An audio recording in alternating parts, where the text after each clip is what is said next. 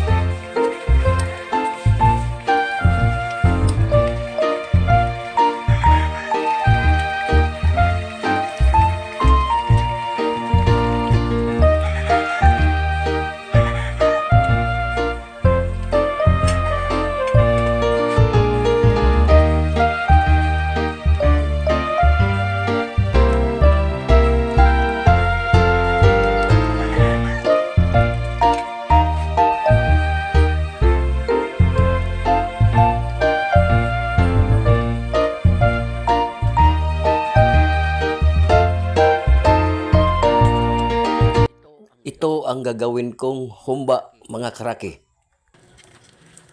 Ito na mga karaki. Papalambutin muna natin ang pritong baboy.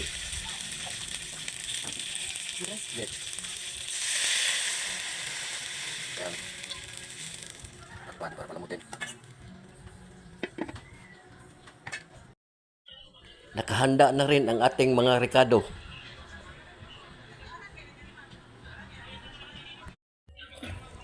Ito na mga karaki, ilagay na natin ang mga ricado. Sibuyas, siling, lahat na sama-sama. Ayusin. Lagyan natin ng tuyo o soy sauce.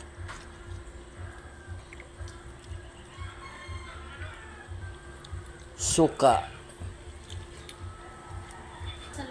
At ang panimpla na black pepper. Kala ko nga linggo eh. Kala ko nga linggo eh.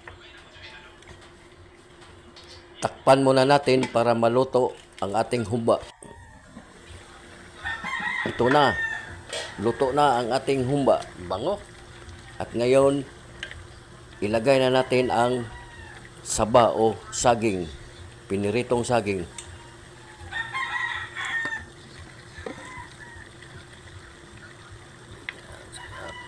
Ayan na mga karaki, luto na ang ating humba na may saba. Yan. Ready to serve na. Ito na ang ating humba na may saba.